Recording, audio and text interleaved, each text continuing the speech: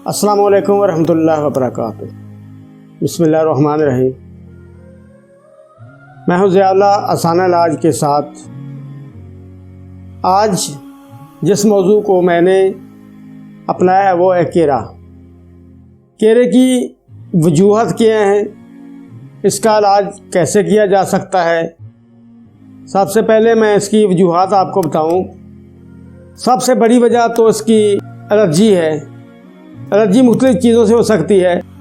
जिस घर में अमूमन परिंदे वगैरह शौकिया तौर पर पालते हैं, जिन लोगों के घर में ये परिंदे हों जैसे तोते या मुर्गियाँ, बतखें या बिल्लियाँ वगैरह, या जिन लोगों ने नीचे कालीन बिछाए होते हैं, उनके बारीक ज़र्रात जो होते हैं ना, वो उड़ते रहते हैं हवा में, जो नाक में जाकर सोजश खिदश का सबब बनते हैं, जिससे सेक्रेशन होती है, म्यूकस निकलता है। अगर तो आगे की तरफ से निकल जाए तो उसे हम कह लेते हैं कि नज़ला हो गया है।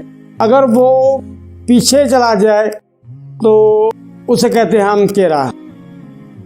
असल में केरे की सबसे मेन वजह एलर्जी है, लेकिन ये दिमाग से, लोग कहते हैं ना दिमाग से ये पानी गिरता है, दिमाग के साथ इसका कोई ताल्लुक वास्ता नहीं।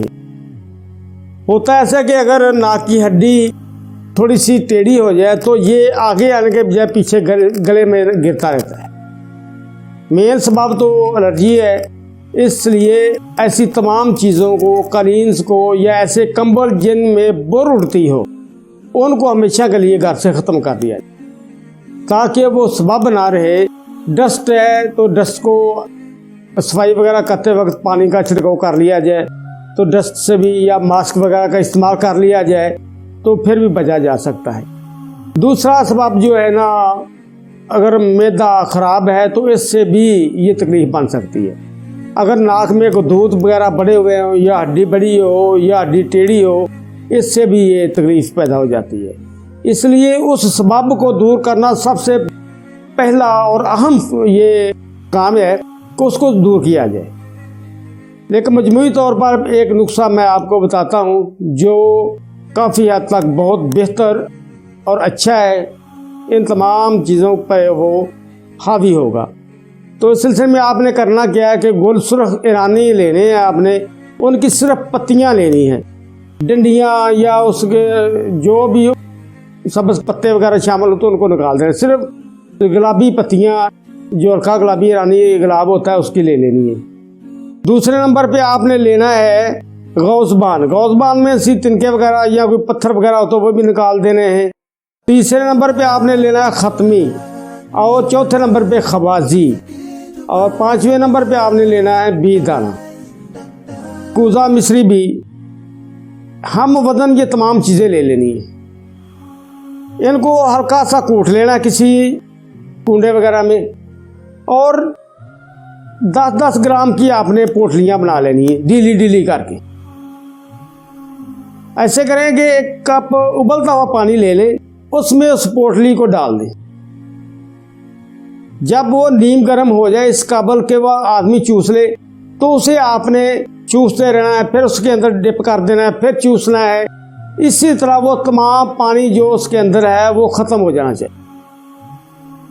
इसी तरह 4 या 5 ये पोटलियाँ पूरे दिन में आपने इस्तेमाल करनी है।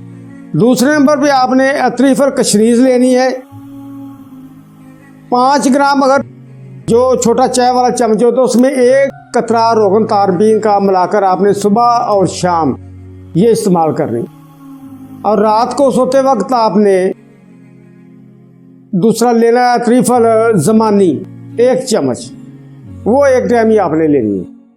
अगर नाक की हड्डी बड़ी हुई है तो नाक की बड़ी हुई हड्डी के लिए एक तेल मैंने बताया हुआ है जिसमें रोगन जैतून और कलवंजी पड़ती है, वो आप देख लें, उसके मुताबिक उसको तैयार कर लें। इसका लिंक नीचे दे दिया जाएगा, उसे अच्छी तरह गौर से पढ़ लें। वो आपने नाक में 3 दफ़ा सुबह, दोपहर और शाम 2-2, 3-3 कतरे दोनों तरफ डालने। इससे 1 महीने 1.5 महीने के अंदर अंदर इंशाल्लाह वो बड़ी हुई हड्डी या गदूद जो बड़े हुए हैं वो इंशाल्लाह नॉर्मल हो जाएंगे। इसी तरह सोते वक्त आपने भाप लेनी है, सफ़ेदे के पत्ते थोड़े से ले लें, उन्हें अच्छी तरह बॉयल कर लें, उसकी भाप लेनी है। इससे भी जो दूध बड़े होते हैं वो इंशाल्लाह बहुत जल्द नॉर्मल हो जाते हैं। इन तमाम चीज़ों को मद्देनज़र रखते हुए, चूँकि अतरीफ़ल ज़मानी जो वो मैदे को सेट करेगी, अतरीफ़ल कशनीस और ये जो पोटलियाँ बनाई गई है आपके जो एलर्जी है उसको ख़त्म कर देंगी, और जो सफ़ेदे का भाप है वो भी इंशाल्लाह बड़ी हुई दूधों हड्डियों को नॉर्मल कर देता है। और तेल जो है वो भी लाजमी लगाए, जैतून का तेल, उसका लिंक नीचे दिया हुआ है, इंशाल्लाह वो देख ले कैसे तैयार करना है। तो इन तमाम चीज़ों को मुसलसल महीना 2 महीने इस्तेमाल करें, इंशाल्लाह हमेशा के लिए केरे से जान छूट जाएगी। वस्सलामु अलैकुम वरहमतुल्लाहि वबरकातुहू।